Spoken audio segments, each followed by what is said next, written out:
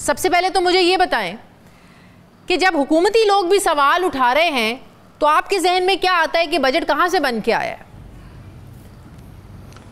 میرے ذہن میں تو بڑا کلیئر ہے. میں تو مانیٹر کرتا رہتا ہوں ان چیزوں کو. بجٹ بیسکلی آپ کو پتہ ہے بجٹ اناؤنس ہونے سے 1-2 روز قبل تک آئی ایم ایف کی ٹیم یہاں پر موجود رہی. تو یہ تو بڑا کلیئر ہے کہ بجٹ پورا کا پورا جو ہے وہ آئی ایم ایف نے تیار کیا ہے, ان کی ڈکٹیشن پہ تیار ہوا ہے.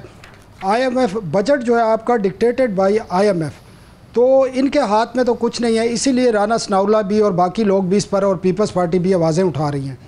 اور اس میں ان کے پاس کوئی آپشن نہیں تھا, لیکن آپشن یہ ہوتا ہے کہ آپ کے پاس کم از کم پرپوزل ہونی چاہیے. آئی ایم ایف سے جب آپ ڈیل کرتے ہیں, بات چیت کرتے ہیں, مذاکرات کرتے ہیں, تو ہر بات نہیں مانی جاتی.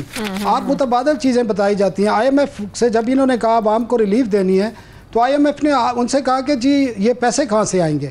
انہوں نے کہا جی ٹیکس لگا دیں گے. انہوں نے کہا نہیں, آپ اپنے خرچے بھی کم کر سکتے ہیں. تو خرچے کہیں کم نہیں ہوئے, اور آپ نے بڑا اچھا وہ اپنا جو ابتدائیہ دیا اس میں تمام چیزیں آپ نے بتا دیں. نیشنل اسمبلی کا 28% بجٹ بڑھا ہے, سینٹ کا 25% بڑھا ہے, اسی طرح وزراء کی تنخواہ ڈبل ہوئی ہیں.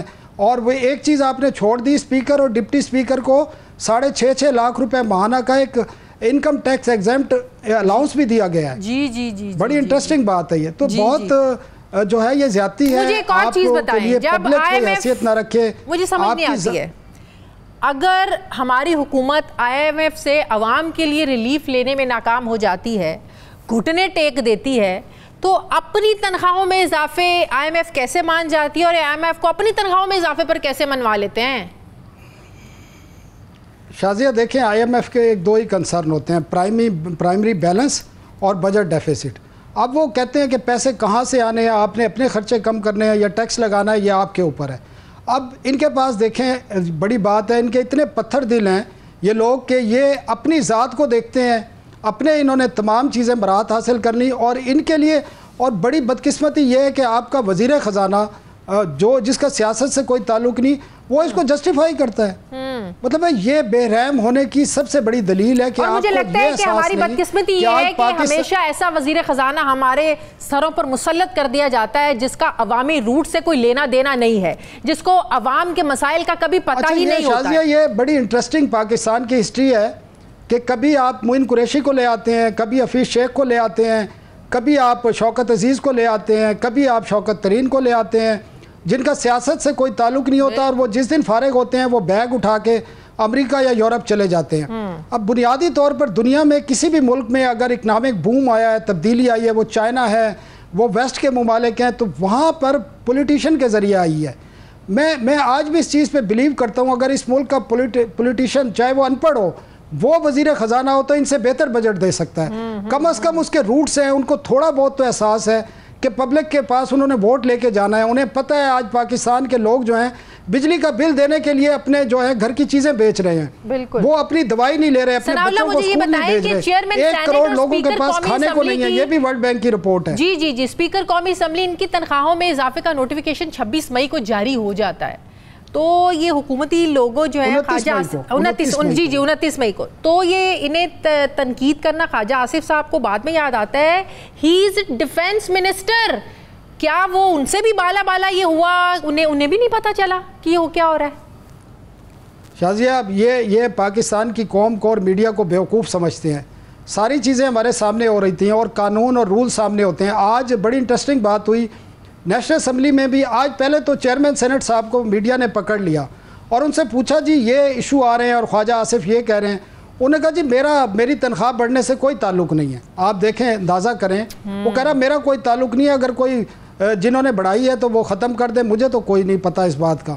اور جب اسپیکر سے عمر ایوب نے پوچھا کہ یہ آپ نے کیا کیا ہے, تو اس نے کہا جی یہ ہم نے تو نہیں بڑھائی, یہ تو نیشنل اسمبلی کی فائنانس کمیٹی جو ہاؤس فائنانس کمیٹی ہے اس نے بڑھائی ہے. اب بڑی انٹرسٹنگ بات ہے, ہاؤس فائنانس کمیٹی کے جو سربراہ ہے اسپیکر ہوتا ہے, وہ اسمبلی کی ہو یا سینٹ کی ہو تو چیئرمین سینٹ ہوتا ہے. اب خود اپنی تنخواہ اس کمیٹی سے بڑھوا رہے ہیں جس کے سربراہ خود ہیں, اور قوم کو ایسا میسج دے رہے ہیں کہ انہیں تو پتہ ہی نہیں ہے. مطلب اور پرائم منسٹر کو دیکھیں, یہ ہو ہی نہیں سکتا کہ پرائم منسٹر کو ان چیزوں کا 29 کو نوٹیفیکیشن ہو رہا ہے, پرائم منسٹر کو کہتا ہے انہیں بھی نہیں پتا. حیرانگی کی بات ہے, وہ نوٹس لے رہے ہیں. او مائی گاڈ, آپ اندازہ کریں کہ جی یہ بالکل ہمارے سامنے ہو رہا ہے. اور یہ سیاست ہوتی ہے لیکن اس لیول پہ نہیں ہوتی کہ آپ پبلک کو اس طریقے سے بیوقوف بنائیں. اور میں اپریشیٹ کرتا ہوں میڈیا کو, آپ کا سوشل میڈیا, آپ کی جو جرنلسٹ کمیونٹی ہے, انہوں نے ان زیادتیوں پہ آواز اٹھائی اور کم از کم اب ان کو ہیٹ فیل ہو رہی ہے. جو پاکستان پیپلز پارٹی ہیٹ فیل کروا رہی ہے, یہ صرف سیاست ہے کیا ہے؟ پچھلے 3 بجٹ, یہ 4تھا بجٹ ہوگا جو انہوں نے ووٹ دے کے منظور کروانا ہے, تو یہ صرف ہیٹ ان کی سیاسی ہیٹ ہے. جی آئندہ بھی کرائیں گے, اور جس دن آپ دیکھ لینا جون کے آخری ہفتے میں جب بجٹ پاس ہوگا تو پیپلز پارٹی شانہ بشانہ کھڑی ہوگی. اور اس کی وجہ ہے میں بتاؤں, قومی اقتصادی کونسل کا جس دن اجلاس ہوا اس دن انہوں نے اپنے صوبے کے لیے جو ہے جو ان کے صوبائی پروجیکٹ ہیں, حالانکہ IMF کہہ چکا ہے صوبائی پروجیکٹ جو ہیں فیڈرل PSDP میں نہیں ہوں گے, لیکن انہوں نے 67 بلین روپیز اپروو کرائے. اور پنجاب کے لیے بھی اسی طرح 16-17 ارب روپے منظور ہوئے ان کے پروجیکٹ کے لیے. آپ حیران ہوں گی KP کے لیے 57 کروڑ روپے صرف جو ہے ان کے پروجیکٹ کے لیے اپروو ہوئے, اور KP کا وزیر اعلیٰ نے کوئی احتجاج نہیں کیا ادھر. مزے کی بات, اور بڑے آرام سے انہوں نے بتایا کہ جی ہمارے لیے تو انہوں نے یہ پیسے رکھے. تو پھر عمران خان کی یہ بات, علیمہ خان جب میسج دیتے ہیں کہ عمران خان کہتے ہیں کہ کچھ لوگ پارٹی میں ایسے ہیں جو وکٹ کے دونوں طرف کھیلتے ہیں, تو پھر تو تانے بانے جہاں مل رہے ہیں وہ پھر آپ کو بھی سمجھ میں آ رہی ہے, ہمیں بھی سمجھ میں آ رہی ہے. جی وہ تو ایک سیاست ہے اور وہ سب کو پتہ ہے. یہ بھی نہیں ہے کہ علی امین کی جو صورتحال ہے اس کے پاس ان کے اوپر 4 تلواریں لٹکی ہوئی ہیں. ایک آپ کی, کیونکہ فیڈرل گورنمنٹ سے انہوں نے NFC کے تحت اپنے فنڈ لینے ہوتے ہیں جس سے صوبہ چلتا ہے. ایک اڈیالہ جیل کی تلوار ان کے اوپر لٹکی رہتی ہے ہر وقت, اور ایک ان کی کرسی کی تلوار ہے. تو 4 تلواریں اس آدمی کے اوپر لٹکی ہوئی ہوں تو وہ کیا کرے بتائیں, وہ کدھر جائے؟ اس نے کرسی بھی بچانی ہے اپنی, اڈیالہ جیل کو بھی خوش رکھنا ہے, اس نے فیڈرل گورنمنٹ کو بھی خوش رکھنا ہے تاکہ اس کو فنڈ ملتے رہے. ثناء اللہ جب آپ سوال کر رہے تھے تو اورنگزیب صاحب کنفیوز بھی تھے, غصے میں بھی لگ رہے تھے, کبھی کبھی وہ روڈ بھی ہو رہے تھے. اس کی کیا وجہ تھی کہ وہ سوالوں کے جواب دیتے ہوئے مطمئن کر نہیں پائے؟ میں یہی آپ کو بتا رہا تھا کہ اگر ایک پولیٹیشین ہو نا تو اس کا رویہ بالکل ڈیفرنٹ ہوتا ہے, اور ایک ٹیکنوکریٹ ہو اس کا رویہ بالکل ڈیفرنٹ ہوتا ہے, اور ایک آئے ایسی جگہ سے کہ جس کو کوئی پوچھ بھی نہ سکے تو پھر ایسا ہی رویہ ہوتا ہے. اور بجٹ ایسا دے, ایک اس میں چھوٹی سی ایک میں بات بتاؤں بڑی انٹرسٹنگ ہے. ماضی میں آپ نے بھی 10-15 بجٹ ضرور دیکھے ہوں گے. بجٹ میں 2-3 چیزیں ہوتی ہیں, صرف یہ نہیں ہوتا کہ آمدن اور اخراجات کا تخمینہ ہوتا ہے, کچھ آپ کے انیشیٹو ہوتے ہیں نئے قسم کے, جس طرح ماضی میں نواز شریف کی حکومت دیتی رہی ہے یلو اسکیم, کبھی لیپ ٹاپ اسکیم, کبھی خواتین کے لیے کوئی اسکیم, کبھی نوجوانوں کے لیے اسکیم, کبھی قرضوں کی اسکیم. آپ حیران ہوں گی, یہ میں پہلا بجٹ دیکھ رہا ہوں 30 سال میں کوئی اسکیم نہیں ہے. 60% نوجوان ہیں اس ملک کے جو منہ اٹھا کے پھر رہے ہیں, کرائم بڑھ رہا ہے, تعلیم کی ڈگریاں لیے ہاتھوں میں پھر رہے ہیں, ان کے لیے کوئی پلان نہیں, کوئی پروگرام نہیں. اور مزے کی بات ہے کچھ 4 پروگرام تھے اوورسیز پاکستانیز کے جن کے لیے کرنٹ ایئر میں 84 ارب روپے خرچ ہوئے, وہ 4 بھی ختم کر دیے.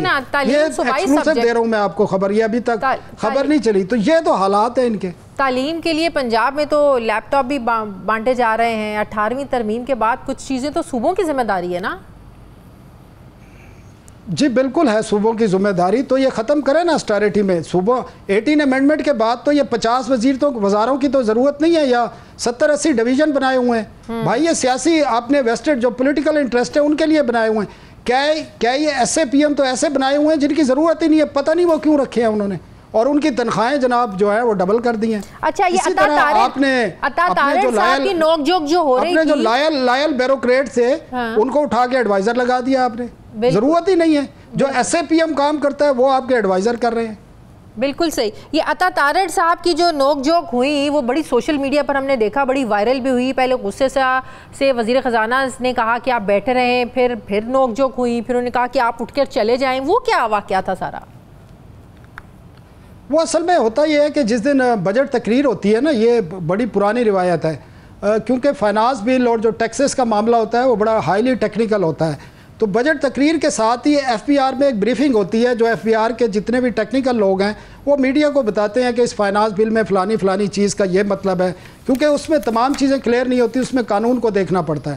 پہلی دفعہ ہوا ہے کہ جب وہاں پر میڈیا کے لوگ پہنچے ہیں FBR میں بجٹ والے دن 10 جون کو, تو ان کو بتایا گیا کہ جی بریفنگ آئندہ نہیں ہوگی, آپ جائیں جی, یہ کل جو منسٹر کریں گے وہی بریفنگ ہوگی.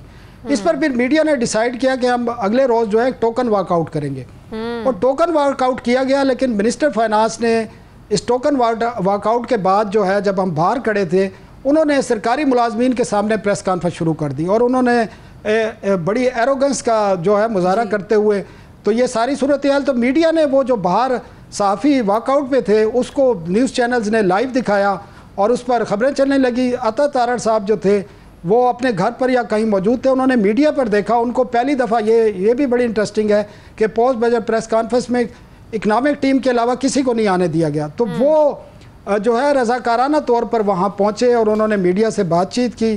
میڈیا کی جو ڈیمانڈز تھی وہ بتا دی گئی. وہ اندر یہ بات کرنے گئے تو اس پر وزیر خزانہ نے ان کو ڈانٹ بھی پلائی اور انہوں نے کہا کہ کوئی ضرورت نہیں ہے ان کو منانے کی. تو یہ ساری صورتحال تھی، لیکن اس کے باوجود عطا تارڑ صاحب نے لوگوں کو باہر آ کے بنایا اور اندر لے کر آئے.